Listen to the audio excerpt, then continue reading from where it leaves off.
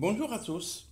Avant de vous expliquer le plan d'immigration de 2022 de la province du Québec, j'aimerais bien préciser une chose concernant l'assistance gratuite que j'ai commencé à offrir aux personnes intéressées après avoir été sélectionnées et afin de rendre la sélection plus objective, je suis en train de regarder comment je pourrais faire afin que tout le monde ait la chance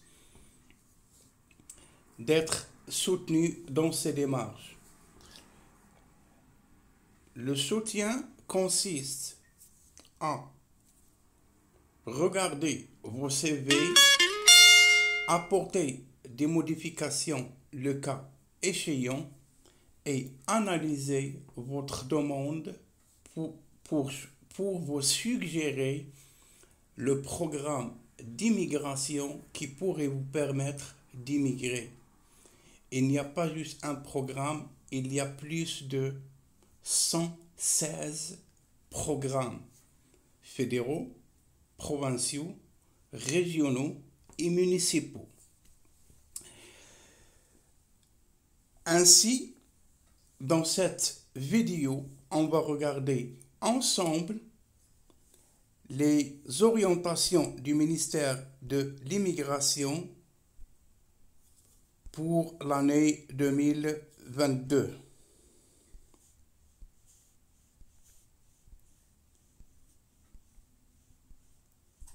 C'est le mot de la ministre de l'Immigration, Madame Nadine Giraud.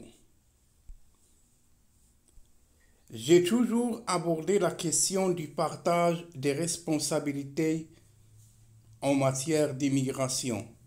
L'accord Canada-Québec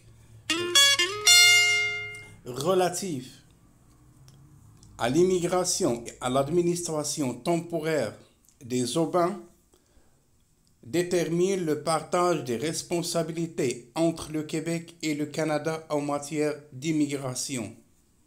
Sommairement, selon l'accord, le Québec assure la sélection des personnes immigrantes du volet économique, les personnes réfugiées se trouvant à l'étranger et des demandes traitées pour des considérations humanitaires ou d'intérêt public.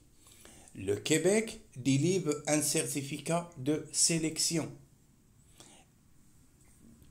Le Canada ou le gouvernement fédéral s'occupe des dossiers de l'admission après avoir vérifié 1. Vos antécédents médicaux et vos antécédents de sécurité. Pour les personnes qui choisissent les autres provinces, soit anglophones, soit la province bilingue du Nouveau-Brunswick, ils reçoivent un certificat de désignation. Juste pour apporter cette nuance. Certificat de désignation concerne les 9 provinces,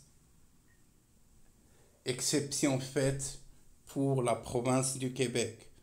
Certificat de sélection, province de Québec. Certains d'entre vous comprennent ces termes, mais il faut vulgariser afin que l'information soit comprise et simplifiée. Il y en a une grande majorité de personnes qui ne savent même pas c'est quoi étude d'impact sur le marché du travail. Mais quand tu expliques la chose, les personnes ne s'intéressent pas à savoir c'est quoi une étude d'impact sur le marché du travail, malgré le fait que l'étude d'impact sur le marché du travail, c'est l'étape cruciale pour l'obtention d'un permis de travail si le poste n'est pas dispensé. Comme exemple, les francophones qui souhaitent s'établir à l'extérieur du Québec sont dispensés de l'étude d'impact sur le marché du travail. Ce sont des petites nuances et des petites informations qui peuvent ouvrir la voie à plusieurs personnes d'entre vous. Maintenant, allons voir les orientations de la planification pluriannuelle de 2020-2022. Augmenter progressivement le nombre des personnes immigrantes admises au cours de la période pour atteindre 49 500 à 52 000 en 2022. C'est déjà assez. Atteindre en fin de période une population de personnes admises dans la catégorie de l'immigration économique à l'ordre de 65%.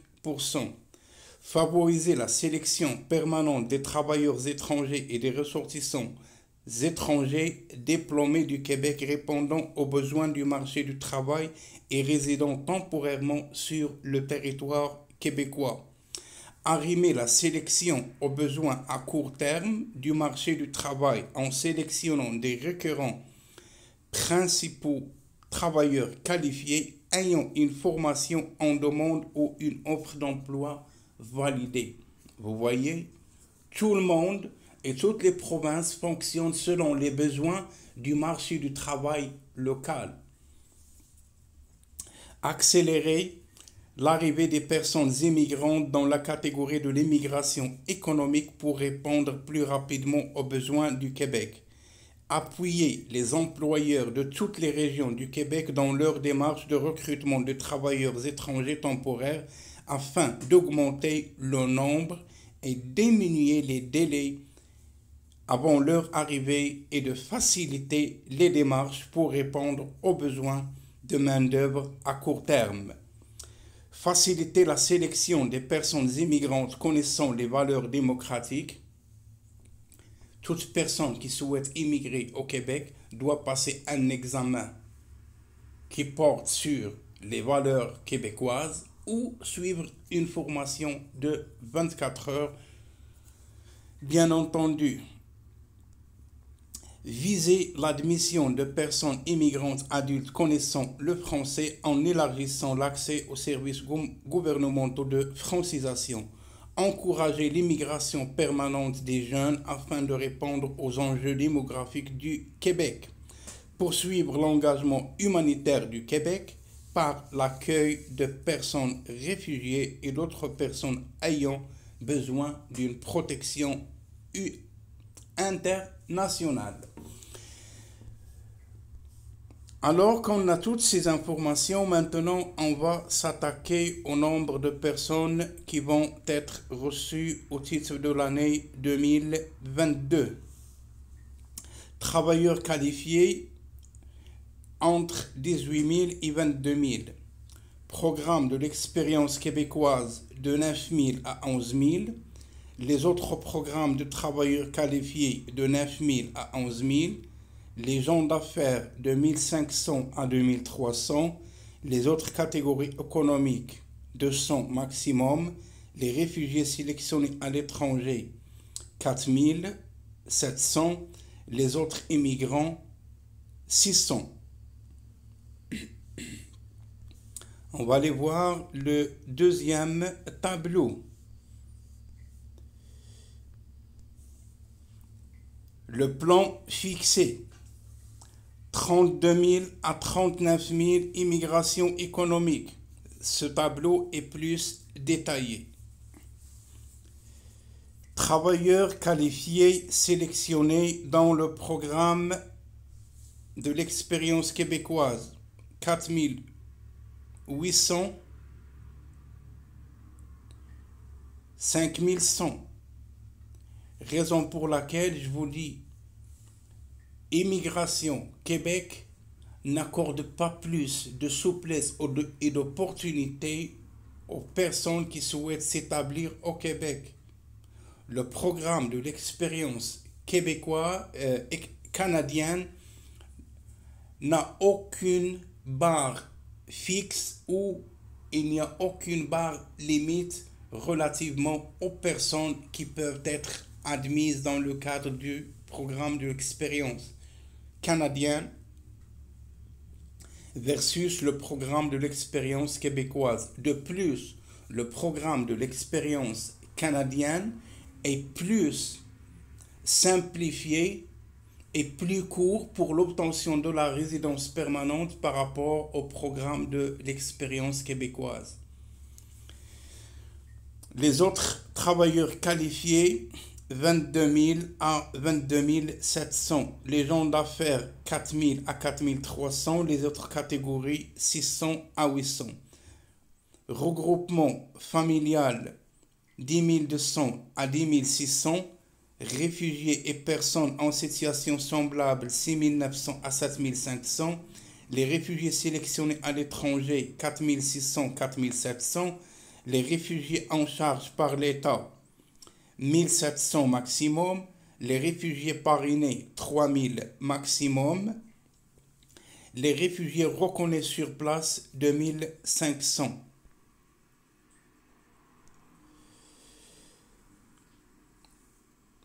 Ça va nous donner en tout entre 49 500 et 52 500.